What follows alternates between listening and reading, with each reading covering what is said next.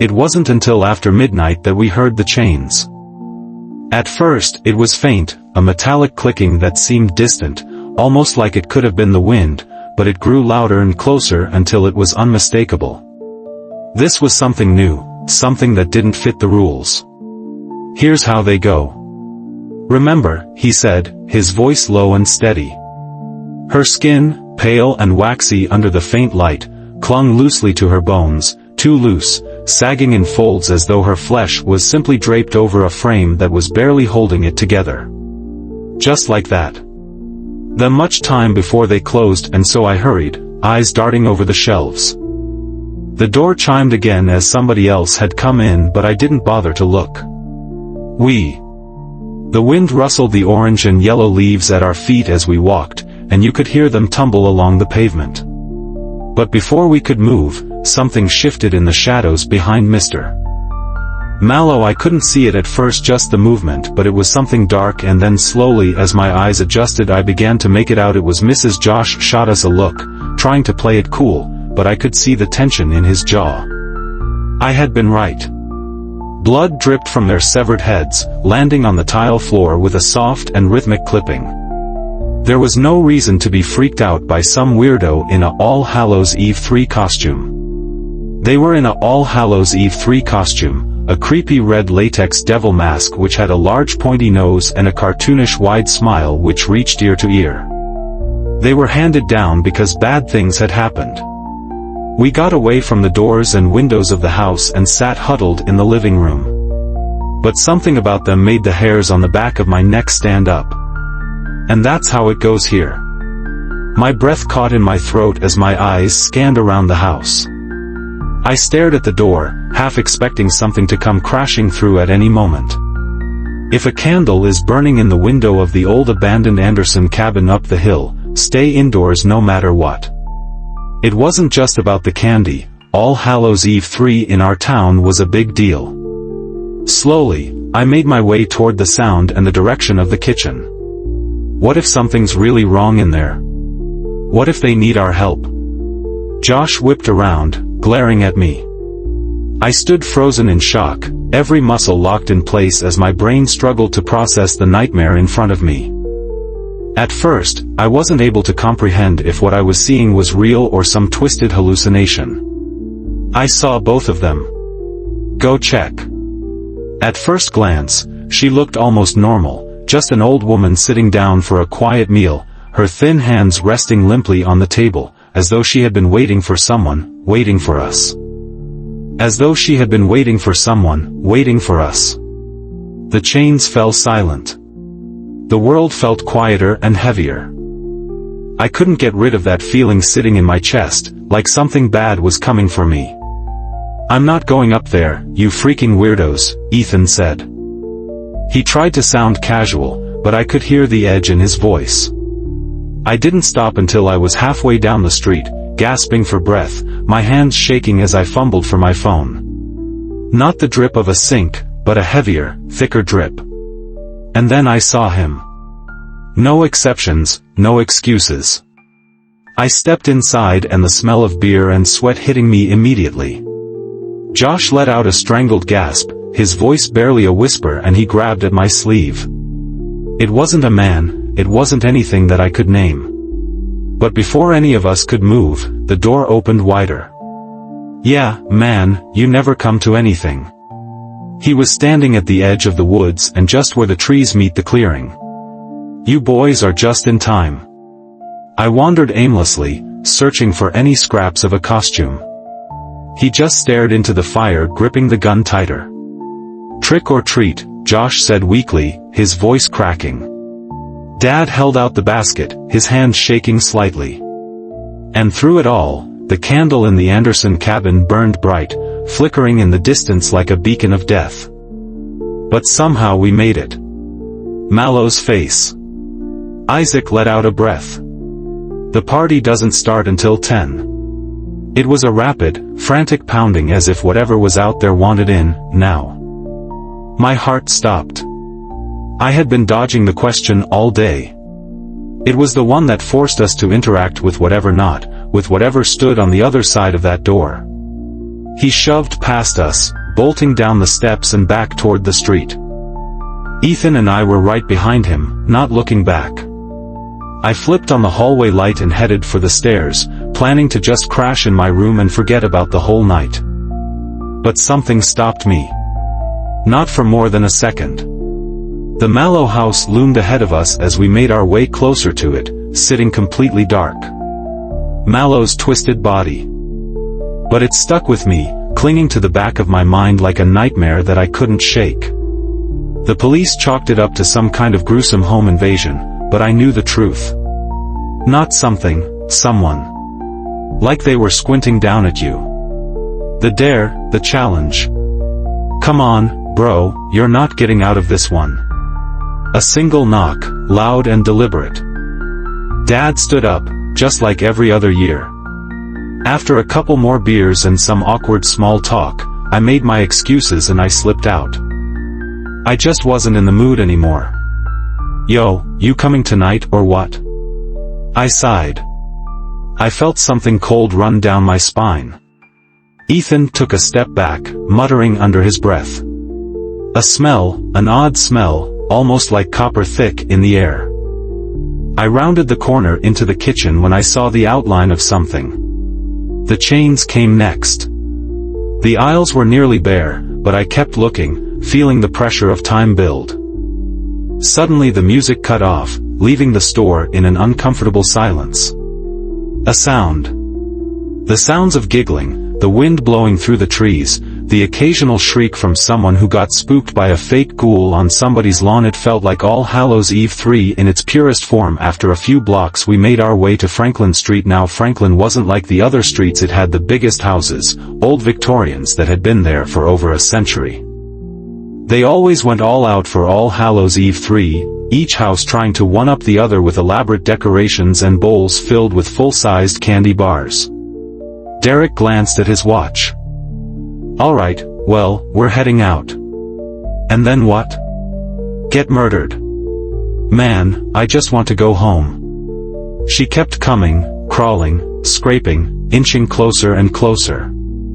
Josh and Ethan started slowing down as we got closer, and I could feel the shift in the air. The excited banter between us had faded to an awkward silence. It was that kind of house that nobody really talked about, but everybody knew to just stay away. You always walked by a little bit quicker, maybe glanced at it at the corner of your eye, but you never lingered. It wasn't because it was haunted. There were no ghost stories with it. It was just creepy. People whispered about the Mallows, mostly rumors. Mr. The sudden movement, the noise without thinking. Let's go. The gate at the front of the yard was open, and the path leading up to the front porch covered in a layer of wet leaves. As usual, there were no decorations. He had this thing about proving himself, especially if Ethan and I were around. Those who didn't follow the rules didn't live long enough to tell anyone about it. Maybe it was the drinks, or maybe it was the feeling of security from the crowd. But anger began to boil up inside of me. I don't know how long we waited or how long we listened to the chains pacing back and forth through our house. Most of the other stores were now closed, and the place began to get a little darker as more and more lights were turned off. I followed, my legs shaking and my heart pounding so hard it felt like it would burst out of my chest. I made my way out of the now empty mall toward my car, checking behind my shoulder every few seconds. 2. If you hear someone call your name from the woods, do not answer. My grandfather 3 had a sense for when things were going to be bad. We waited. His skin was waxy, stretched tight over his bones and his eyes. Something that should not have been awakened. What do we do? I didn't have an answer. Dad stood up, motioning for us to stay back and be quiet. My manager, who was supposed to help me close, had talked out for an early smoke break and never came back. Most of the customers had already thinned out, but there were still a few stragglers wandering around the mall. I slowly backed away, step by step, my eyes never leaving him. His head didn't turn, his body didn't shift, he just stared with that pointy nose, that huge red smile, as if he were frozen in time. I kept moving backward, my chest tightening with every inch that I gained. The last thing that I saw before I turned and ran was the man still standing there in the corner, heads dangling from his Heads, utterly motionless, his cold eyes boring into me. I could feel it, the weight of his stare boring into me. Just that horrible silence. I kept picturing Mrs. the Man in the Hat was gone and the chains had stopped. It was all in my head, it's nothing to worry about. The porch light was on and the pumpkins were lit on the front porch. I parked and walked up the front steps, fumbling with my keys as I unlocked the door. I placed a fresh line of salt in front of the door and breathed a sigh of relief. I only had a half hour left in my shift, and I could feel the seconds crawling by. We started walking fast at first like we could outrun the memory of that house. My stomach nodded, but I wasn't about to back down, not in front of them. We had about 3 hours before sunset. The rules were clear, everything bad happened after dark. That scent of plastic from store-bought costumes. And then, about a week later, I heard the news. Mr. Ethan stepped back again, his voice barely audible. The three of us had met up at Josh's house as soon as dusk had started to creep in. His parents were hosting one of those All Hallows Eve 3 parties for grown-ups, the kind where they hand out apple cider to the kids and spiked cider for themselves. I just had to make it through the last stretch of my shift to grab a costume and then don a few drinks to make the night more tolerable. The mall was basically empty now. We're going home and forgetting this ever happened. That night, I kept thinking about what I saw a flicker offling on the porch. We wait until daylight. I kept my head down, resisting the urge to look back, but I knew he was still there watching me. I kept reminding myself it's All Hallows Eve 3 and creepiness was just a part of it. And besides, I had bigger things to worry about, like not making myself look like an idiot at Ben's party, and by the time that I made it to Ben's place the party was already in full swing. Cars were parked up and down the block and I could hear the bass from the music thumping before I even stepped out of my car. The house was decorated to the nines, fake cobwebs hanging from the trees, jack-o'-lanterns lining the walkway, and orange lights flickering in the windows. I could hear Rob Zombie's Dragula blasting from inside the house. "Just this," I muttered, tossing the cheap mask onto the counter. The wind picked up, rustling the leaves in the yard, but inside the house, there was only silence. I wanted to grab him and find out who he was and why the hell he was following me. Without a word, Dad picked up the basket of bread from the counter, freshly baked and still warm. He walked to the door, resting one hand on the knob. I hesitated for a second, my hand hovering over the cold brass, before bringing it down with a loud donk. The sound echoed through the house, hollow and unsettling. Our footsteps crunched softly, and the sound seemed to disappear into the thick silence surrounding the house. Its face was sunken like a skull with pale white skin pulled tight over it, and its eyes were wild and wide, too wide like it didn't have eyelids. By the time that we made it to Josh's place, the adrenaline had worn off, leaving us exhausted and rattled. I've lived my entire life in a holler out in the outskirts of Appalachian Mountains 3, deep in the mountains of Appalachia. No, these rules were for everyone. Mallow were dead. It wasn't until the smell that started leaking out of the house that the neighbors called somebody to check on them. They found Mr. Mallow dead in his recliner. He had been dead for weeks, but for Mrs. the grandfather 3 never came back. The bread was cooling on the counter, its smell filling the kitchen. A single candle still burning in the window. The rules are clear. The shotgun was still on the floor by Grandfather 3's chair, but it felt useless. I knew that I didn't have much time before they closed, and so I hurried, eyes darting over the shelves. The Man in the Hat. Where I could protest. Mallow once or twice picking up the mail, but he was always gone before I could say hello. Every shadow seemed a little too dark. Every creak of the house a little too loud. But as the morning lights seeped through the shutters, I glanced toward the old Anderson cabin up the hill, and there it was. You couldn't see them. But it stuck with me. I could see the door now, a massive oak thing with a brass knocker shaped like a lion's head. Ben's All Hallows Eve 3 party was supposed to be the big event of the night. Half of the school was going, including all of my friends, but I hadn't planned on going. My stomach turned as I tried to make sense of it all. I told myself it was a coincidence, forcing my legs to carry me to the front. Isaac, my younger brother, sat closest to the window, glancing out every now and then. I exhaled, realizing that I had been holding my breath the entire time.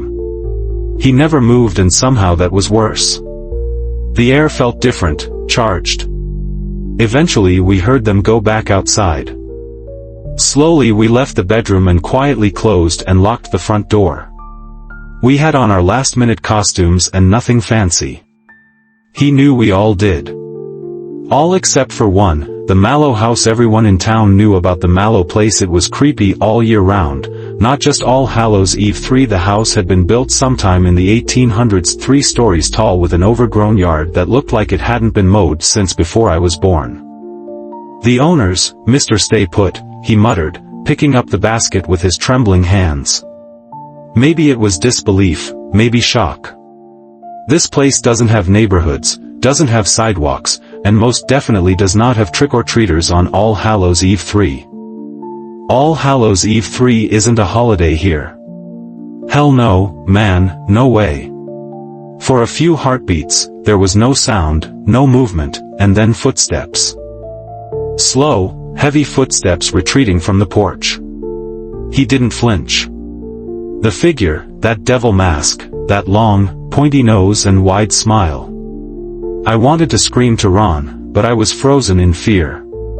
But every few seconds I found myself glancing toward the entrance, half expecting to see that creepy guy in a devil mask there again watching me. By the time that I finally clocked out, I was beat and my nerves were shot. The sound of chains being dragged across the rocky ground outside. It's a test. Its mouth opened unnaturally wide, a black, gaping hole that emitted a horrible deafening wail. It was a sound that I had never heard before, like metal scraping against stone, but worse, it drilled into my skull, making my ears ring and my vision blur. Before I could react, before I could even scream, the thing lunged. Its bony hand shot out, grabbing my grandfather 3 by the collar. Josh was quiet and distant, which wasn't like him. He just stood there perfectly still. His arms were reached up toward me, holding my parents' heads proudly like 2 trophies. For a second, she didn't move, just lay there in a heap, her limbs splayed out, her chest heaving in shallow, rasping breaths. And then slowly, horrifyingly, she began to crawl, her hands slapped against the floor, too fast and too eager, like some twisted animal skittering across the ground. Don't be lame, man. Something that should not have been awakened. It's burned into my memory. I didn't feel like going all out for this party anyway. I just wanted to blend in, have a few drinks, and hopefully avoid any awkward moments with people. He stood perfectly still, just staring. For a split second, I considered throwing the mask down and bolting, but something kept me rooted.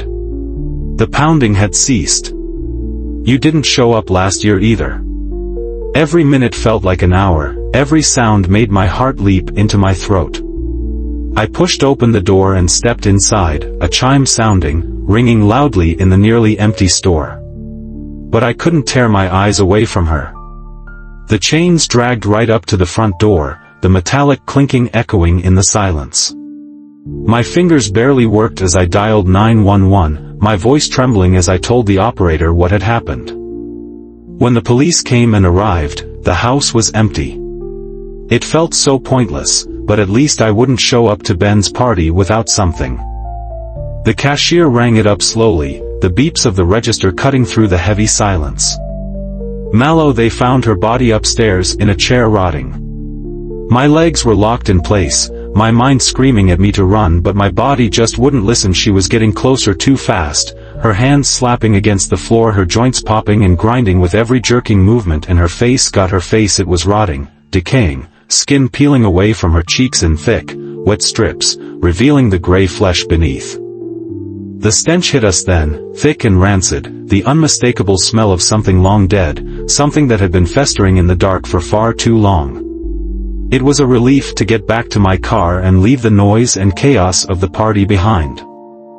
The streets were quiet as I drove home, the occasional group of teenagers in costumes still wandering the sidewalks. The front door was wide open and people were spilling out into the yard, already tipsy and laughing too loud. His face was pale, but his voice was steady. The mask was paired with a mismatched black and red suit that looks like it was put together from pieces found at a thrift store. I glanced at Josh, expecting him to make some stupid joke and run, but his face had gone pale. The last year wasn't enough. Breaking the rules cost my grandfather his life, and everything's different. Every creak in the house and every groan in the floorboards made my heart jump. The All Hallows Eve 3 store was one of those pop-up stores that showed up every year, taking over abandoned sporting goods stores and the like. Our rules aren't just about keeping doors locked or avoiding dark places. They're specific, with reasons rooted in events that we don't talk about. The pondering grew louder and more desperate. Why don't we just leave the bread out early? Why do we have to wait for the knock?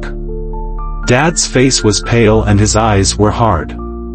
We huddled together in front of the fire, clutching the shotgun like it was our last hope, and quietly crying over the loss of our father.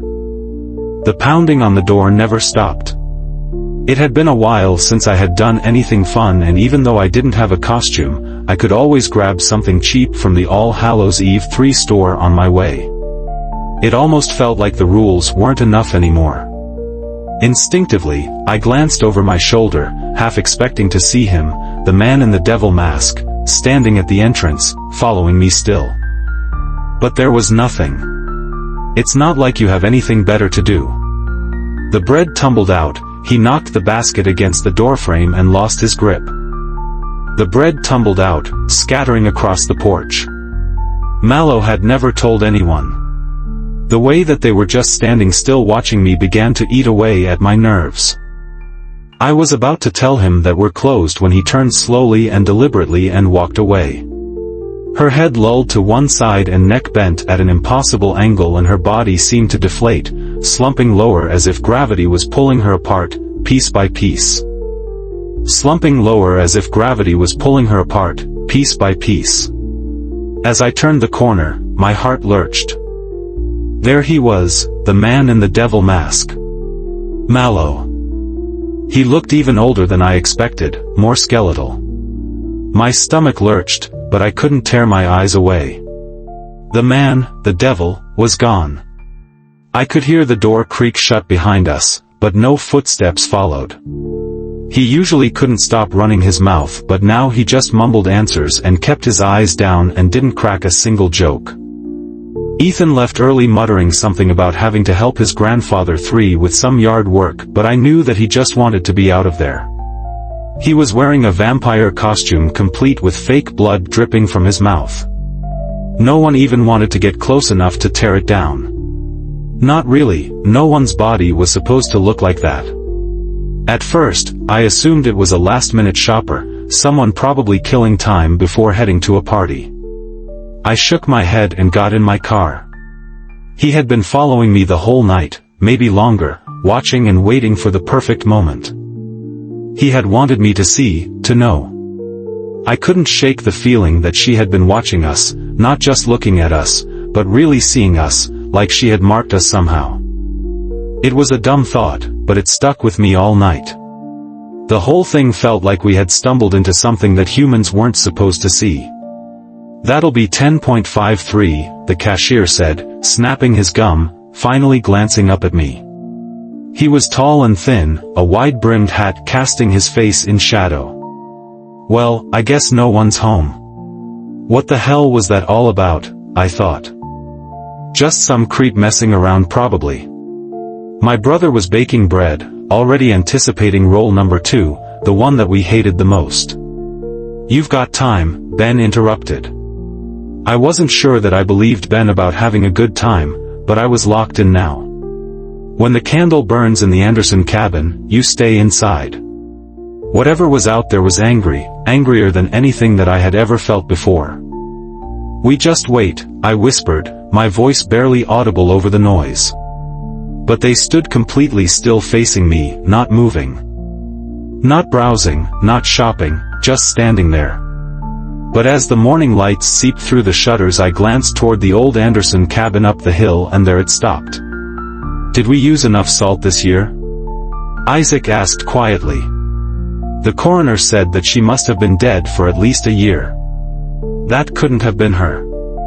I froze, my blood turning to ice. I was 13, still young enough to trick or treat, but old enough to know that it would probably be my last year. You know that awkward age where you're not a kid anymore, but not quite ready to let go of the things that you love? Yeah, I was right there. We thought it was over. We had filed roll number 2 to the letter, and for a moment it seemed like things were quiet. "Don't look at him," Dad snapped. Whoever or whatever it was out there. Nobody wanted to buy it. Josh, of course, wasn't going to let it go. Break one, and you would put all of us in danger. The salt lines were intact. They weren't wrong. As much as I wanted to protest, I started to give in to the pressure. Ben raised an eyebrow, a smirk growing on his face, anticipating my answer. "Fine," I muttered, "I'll come but I probably won't stay for long." "Yes, there it is," Ben grinned, patting me on the shoulder. "You're gonna have a good time, bud. Trust me." Derek glanced at his watch. "All right, well, we're heading out. We'll see you there. You're gonna have a good time, bud, trust me." Standing there in the doorway was Mr. Layer of Wet Leaves. Or maybe it was somebody that I knew just messing with me. It was All Hallows Eve 3 and people were supposed to be creepy. Probably not, when another text popped up. "It's him," he whispered, voice trembling. Derek nodded, smirking. The windows rattled in their frames and the fire flickered, casting wild shadows on the walls. As if on cue, the door of the cabin suddenly flew open with a loud crash, as if something unseen was about to come storming out. The sun had just about disappeared, leaving behind this deep purple hue in the sky, the last light of day slowly fading away. Porch lights flickered on, and soon we were moving through the first wave of trick-or-treaters, those little kids with their parents holding pillowcases already stuffed with candy. People vanished, people died, and strange things occurred. That's just how it was. Just running as fast as we could. My stomach twisted and my throat went dry. The man, the devil standing in the corner, almost blending into the shadows. We didn't stop until we were halfway down the block, gasping for breath, hearts pounding in our chest. It wasn't just the usual unease or the normal anxiety that came with the setting sun. I couldn't breathe. But the waiting was the worst part. The candle in the cabin had flickered out. I was too focused. "Mom? Dad?" I called out, but there was no answer. I stepped inside, closing the door softly behind me. But when I looked again he was still there. Mallow's gaze flicked down to Josh and then back to me and finally to Ethan. His lips twitched like he was trying to smile but had forgotten how. As we got closer to Franklin, Josh nudged me. "Give you a handful of candy if you knock on the door at the Mallow place this year." She didn't move at first, just sat there, her empty eyes staring at us. Social, but maybe it wouldn't hurt to get out of the house for once. But tonight it was ajar, just wide enough for us to slip through. I followed, feeling the weight of the atmosphere pressing down on me. Ethan brought up the rear, looking back over his shoulder every few seconds, as if expecting something or someone to jump out from behind the bushes. "We're playing beer pong in the kitchen, come on." So wrong that it took my brain a moment to catch up with what my eyes were seeing. Their heads, they were gone. Of Mrs. we had survived another year, barely. "The salt," he whispered. Ben flashed a grin, his hands stuffed in his pockets. Small black horns protruded from the top of the mask. "Yo," a voice called from the store entrance, breaking my introspection. I looked up and saw Ben and Derek walking into the store like they owned the place. The place was a mess. Shelves were mostly empty now and decorations were scattered all over the floor, with a few straggling shoppers picking over the scraps. For a long moment, nothing happened. I glanced, just enough to confirm that he was there. A tall, dark figure almost blending into the shadows of the trees but distinct enough to make my blood run cold. And he turned to leave. But here, nothing stays quiet for long on All Hallows Eve 3. As Dad leaned forward, he knocked the basket against the doorframe and lost his grip. His eyes focused on the floor. I dropped my fingers on the counter trying to stay awake. The creak of floorboards like someone shifting their weight inside. We froze. Another creak, closer this time, and then the soft click of the lock being turned. The door opened slowly, inch by inch, until it revealed a narrow gap. No light came from inside, just darkness so thick it felt like it would swallow us whole. And then a low, raspy voice. I got up slowly, trying to control the tremor in my legs. I circled the house, inspecting every window and doorframe. He nudged me, a grin plastered on his face. We can't just pretend that we didn't see that. As I got closer to the kitchen, the sound got louder, and there was something else. Streets would be packed with children and parents partied while kids ruled the night, running through lawns with half-assed costumes causing mischief. The houses were decorated to the max, with fake spiderwebs stretching across the porches, jack-o'-lanterns flickering orange on every step, and skeletons hanging from trees. The bell chimed again as I pushed through the door, and the cold night air hit me like a splash of water. Yeah, well, you didn't really give me a choice. My brain was still trying to catch up with what I had seen. But this time, something went wrong. The house was only a few blocks away, and when I pulled into the driveway, everything seemed peaceful. Those empty hollow eyes staring at me. But I saw her. They never found him. Isaac and I froze, staring at the door. My grandfather 3 was getting older and his movements were slower, his hands a little less steady. We all waited, our hearts pounding in silence. Nothing but blackness. The cabin.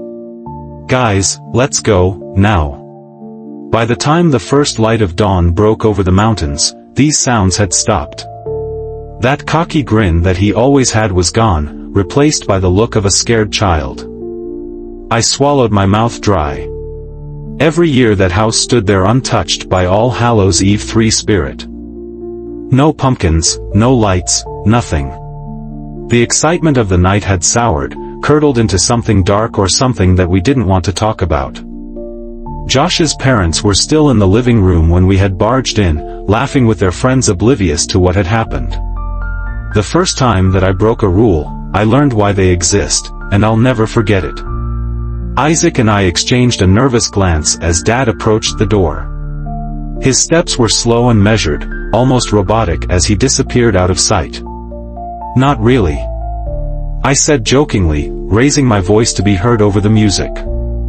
Here, grab a drink, Ben shouted, shoving a plastic cup of beer into my hand before I could protest. He chose me for some reason. He was more freaked out than I had ever seen him. He raised his hand and gave me a slow, taunting wave. No way, I thought, feeling my pulse hammer in my ears. The jagged red stumps of their necks were all that remained, blood streaking down their clothes, pooling onto the floor.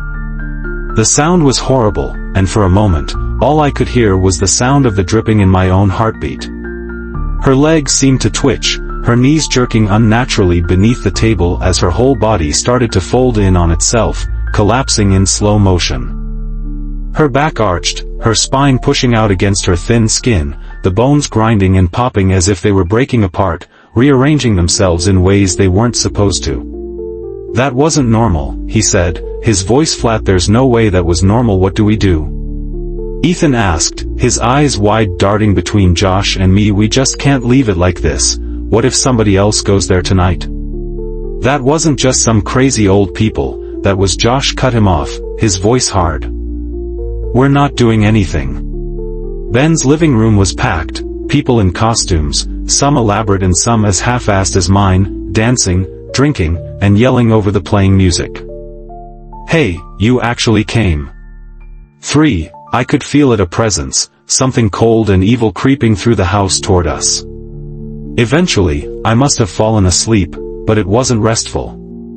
You could just feel it in the holler thick in the air like something breathing down your neck. Dad told us to get all the preparations done early. Salt the windows now, he instructed, standing by the door, his face tight with worry. We're not waiting for the chains. I followed his orders without question, pouring salt along each windowsill, at the front and back door thresholds. But every year near All Hallows Eve 3, when the air turns cold and the leaves start to fall, I think about that night, about what we saw, about what really happened in that house. That sound, that wet crunch of her body as it hit the floor. 6. We huddled in the living room, terrified, waiting for the next rule to break. Isaac was crying, his hands shaking as he tried to steady his breathing. I wasn't exactly Mr. Ethan, and I mumbled something in return, but nobody was in the mood for conversation. I swear that I can still hear it sometimes, like an echo in the back of my mind. The door chimed again, as somebody else had come in, but I didn't bother to look. I sighed. He didn't move, he didn't make a sound, but he was there watching. Isaac gasped, pointing. Ethan and I headed upstairs to Josh's room, but neither of us bothered to change into pajamas or unpack our bags. We just laid there staring at the ceiling. The house was scary enough on its own.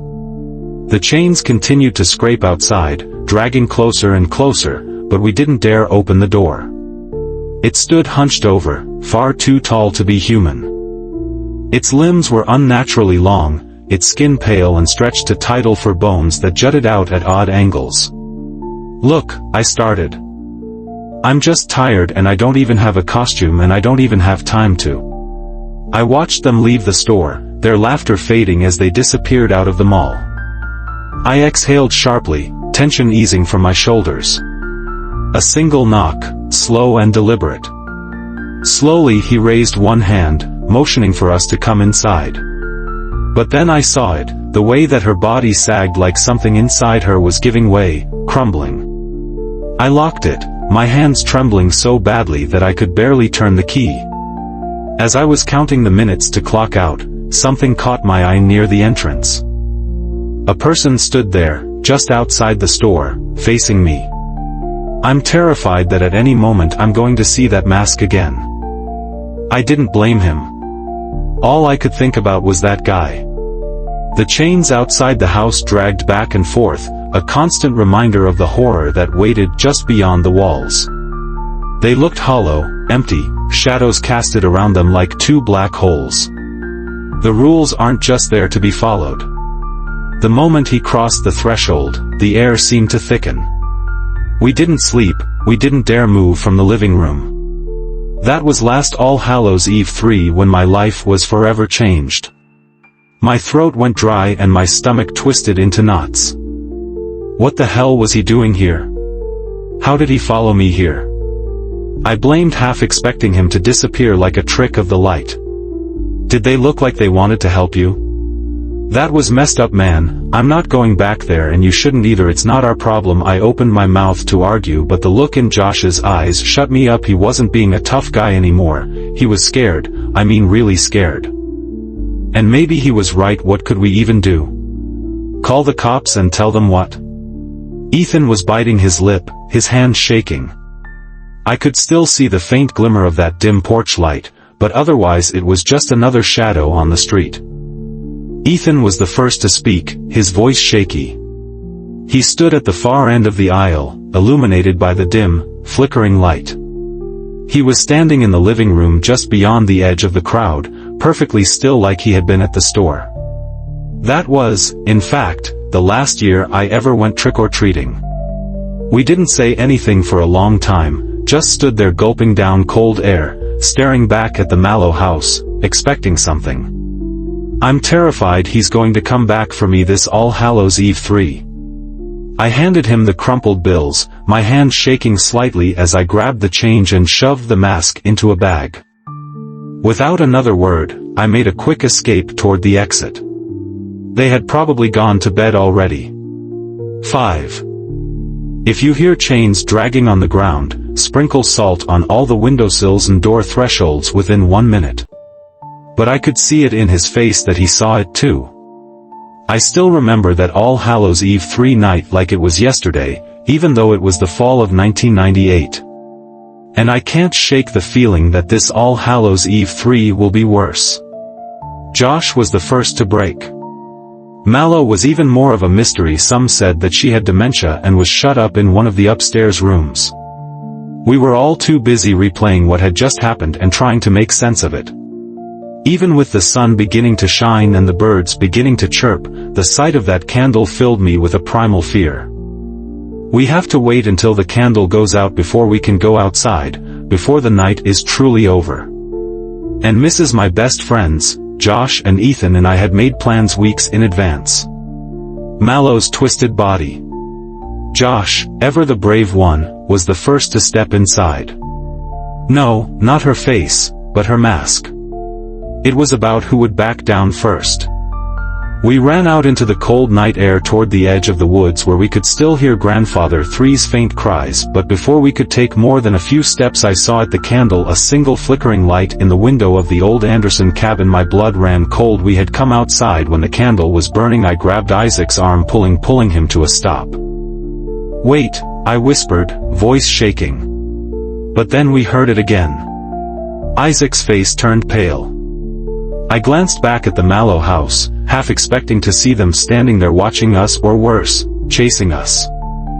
But the porch was empty and the door was closed. Others swore that she was dead. He was bent over, hands on his knees, still catching his breath. The house was empty. I glanced up at the house.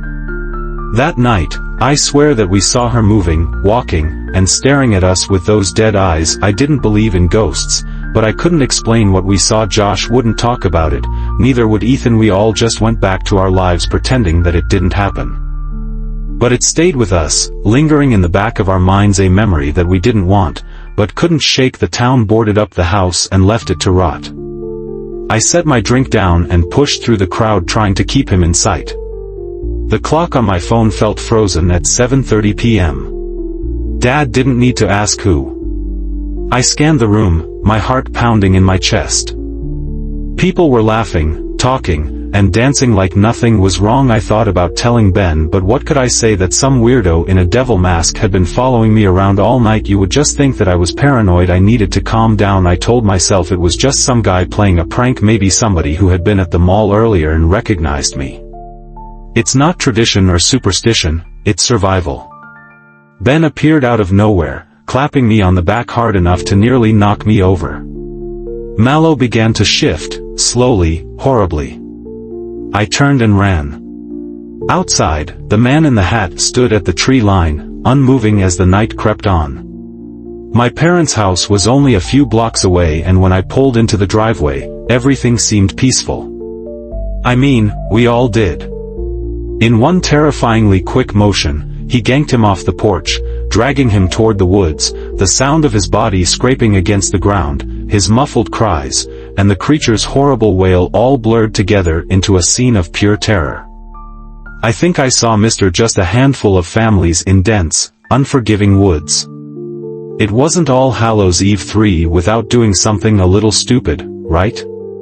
We made our way down Franklin Street along with all the other trick-or-treaters. There was a constant buzz of chatter and laughter as we joined the crowd moving slowly down the sidewalk. In each hand he held a head, their heads by the hair, the thick strands twisted around his fingers. In his hands I saw the source of the sound. But there was something horribly wrong.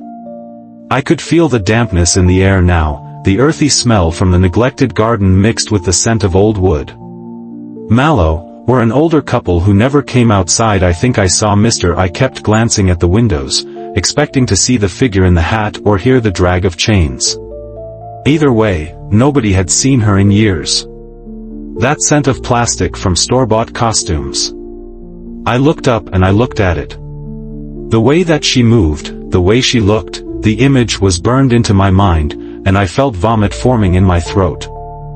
Josh straightened up, finally breaking the silence. As usual, there were no decorations. If you hear 3 knocks at the door after sunset, do not answer. At the end of one aisle, I found a small rack with cheap knockoff masks of famous movie killers. Isaac was the first to notice them. We spent the day in preparation, salting the windows, baking the bread as usual. That was answer enough. The first knock came just after dark. "Dad!" Isaac yelled, bolting for the door. His hands were covered in something dark like oil.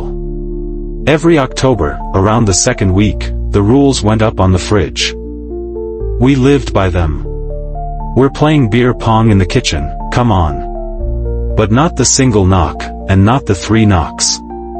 But her head stayed locked on us, those empty hollow eyes fixed on us, unwavering like she could see us even though there was nothing there behind them. "Fine," I muttered, "but we're in and out, we knock, get the candy and leave." Ethan looked between us, clearly not thrilled, but he wasn't about to be the only one to chicken out. "Let's make it quick, I don't want to hang around this place." We crossed the street and made our way toward the Mallow house. The closer that we got, the colder it seemed to get, as if the place had its own climate. No fake cobwebs, no plastic tombstones or pumpkins. Sure, yeah, why not?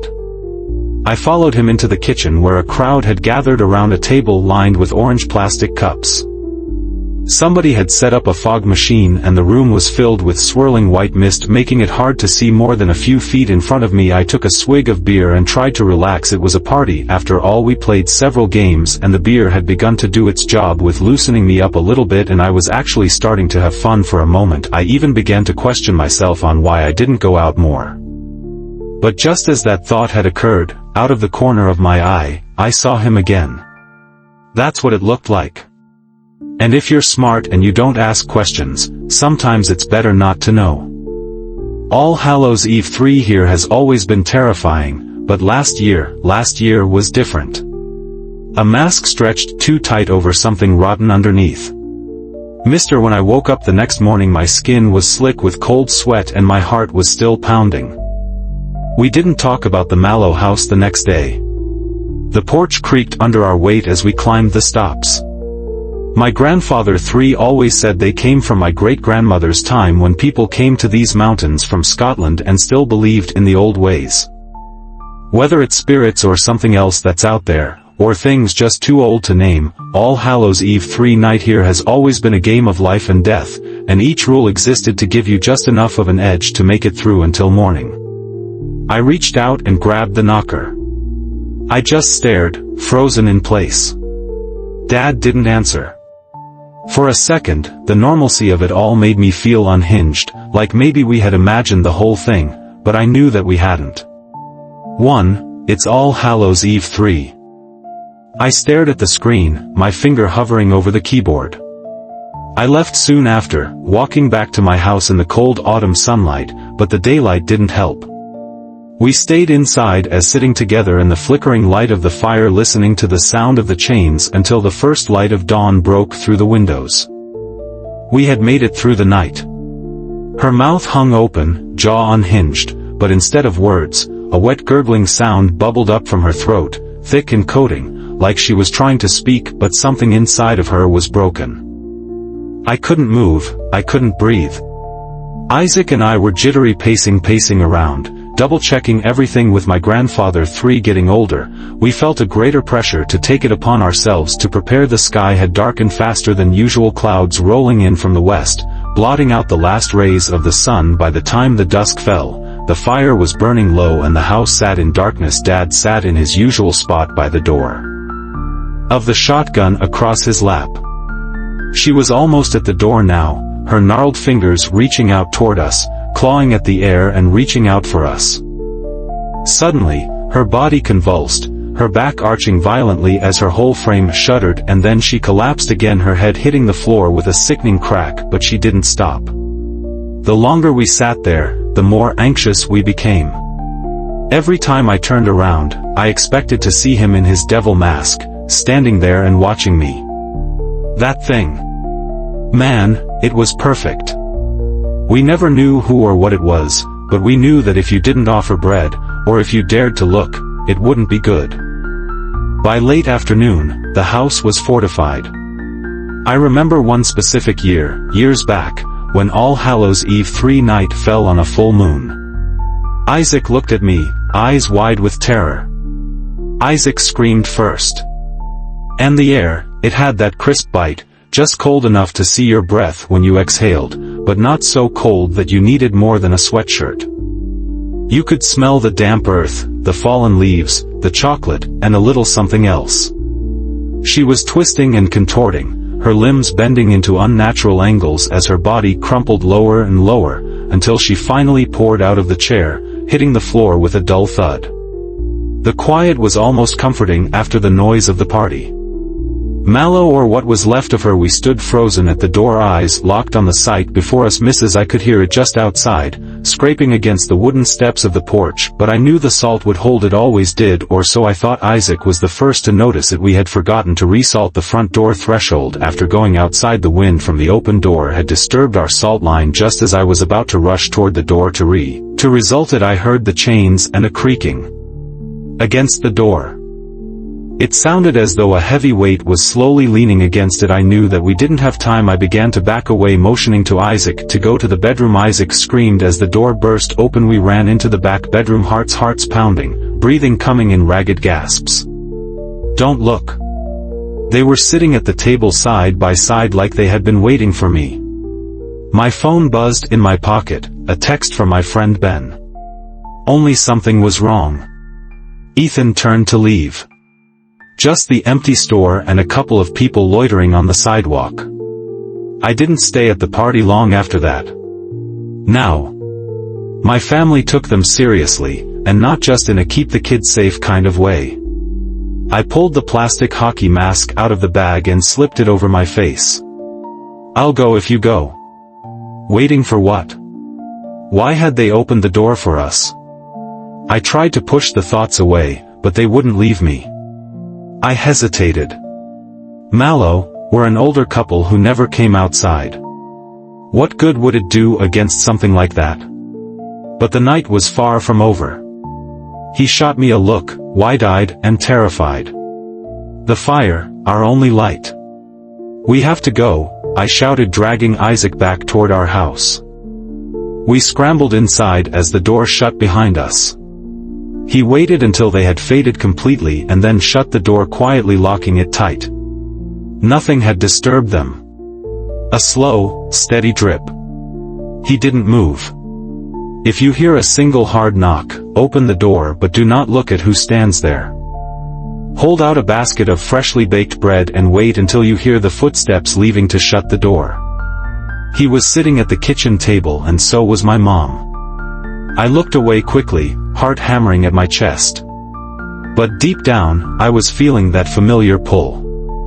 My family and the others who have lived here long enough to know follow a set of rules on All Hallows Eve 3 night. That year, we had spent most of our afternoons watching Faces of Death tapes in his basement, trying to outdo each other to see who was the most squeamish. He would never admit it, but this wasn't about candy. Sorry guys, nope, peace out. But before we could leave, we heard it.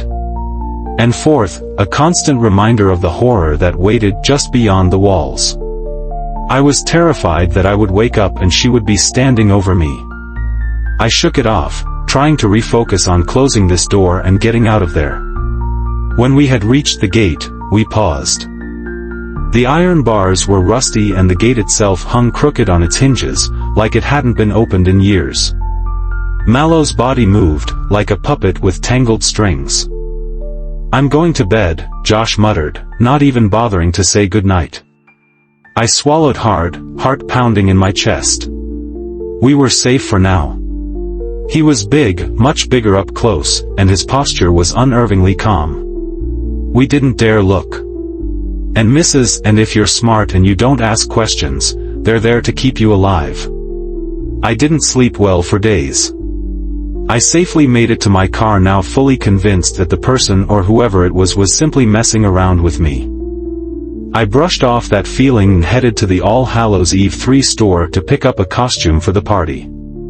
He opened the door just wide enough to slip the basket through the crack. I grabbed a plastic Jason-style mask and headed for the register, rushing to get out. I quickly sulked in front of the door to the bedroom and checked the windows. It's in the house, I whispered. It's a place so remote that most folks don't even know it exists on a map. If you see a figure at the tree line wearing a wide-brimmed hat, do not look at him for longer than 1 second. "Run," he said, his words trembling. All except for one, the Mallow house. He was gone again. Beer pong wasn't really my thing, but it was better than standing around awkwardly in the corner. My dreams were a mess of dark hallways, twisted bodies and eyes. A drip. No fake cobwebs, no plastic tombstones or pumpkins. The basket of bread fresh out of the oven sat next to him. Mallow was hunched over at the kitchen table, barely illuminated by the dim light. We heard them clattering on the ground, dragging closer and closer. I grabbed the bag of salt, getting ready to double-check the lines of the salt that we had placed on earlier. Dad nodded grimly. The rules didn't cover this. "You're coming tonight," Ben said, leaning against the counter. I didn't even have to say it aloud. We all knew it was next. After my shift was over, all I really wanted to do was crash in my bed. He didn't move or try to talk to anyone, he just stood there watching me. Ethan had thrown on a scream mask, Josh was a zombie, and I was wearing a cheap Batman cape with a black hoodie. We hit the houses on our street first, just to get things going. What the hell was that? Did you see that? What was that? Josh didn't answer. Her skin, that loose, sagging skin, dragged behind her as she moved, sticking to the floor in patches like it was melting off her bones. She crawled on all fours, her body twitching with each movement. I couldn't shake the feeling that we were being watched from behind them. It looked pretty realistic, like one of those expensive, movie-quality masks. Had it not been so startling, it would have actually been pretty impressive. He didn't smile, didn't offer any kind of greeting, just stood there and stared at us. His clothes were dirty, stained in patches that I couldn't identify, and his hands. "Mister, we'd been waiting." Mallow was some kind of veteran, though nobody was sure, and Mrs. it was my grandfather 3. I grabbed another beer, took a long drink and forced myself to chill out. We have to wait for the knock, and if we don't answer the knock, it'll come in. We didn't even bother to check the rest of our candy haul. The warm smell of the bread wafted out and I could hear a faint shuffling on the porch. Whoever, whatever it was out there. All of the houses on Franklin Street looked like they came straight out of a All Hallows Eve 3 movie. But then there was this sound. It was low at first, a faint crinkling noise. Grab something cheap and just show up. The sound of All Hallows Eve 3 music played faintly through the speakers. We've been waiting. The rest of the night was a blur of terror. Psyche. It looked ancient, the kind of thing that looked like it belonged in a museum. The windows were dark, covered with heavy curtains that looked like they hadn't been opened in decades. And then it came. "Are you serious?" I blurted out. The fire was lit, burning low into 12-gauge, lay across Grandfather 3's lap like it always did on All Hallows Eve 3. Clinging to the back of my mind like a nightmare that of Mrs. It was a coincidence, forcing my legs to carry me to the front. "We'll see you there." Something angry. I started typing. All Hallows Eve 3 and our holler has always been a test. A knock. And I saw it. But by the time that I had reached the living room, he was gone. He didn't move, didn't speak, just watched me. Mrs. It was time to follow rule number 2. I was frozen, my mind unable to comprehend what had just happened. But Isaac's scream jolted me back to reality. Man, it was perfect. I saw a flicker of movement from the corner of my eye, a shadow stretching across the porch, but I didn't dare look. Josh kicked at the sidewalk, trying to act like he wasn't bothered. I could still see the way that the place was dark and silent again, like it had always been. It wasn't much, but it would do.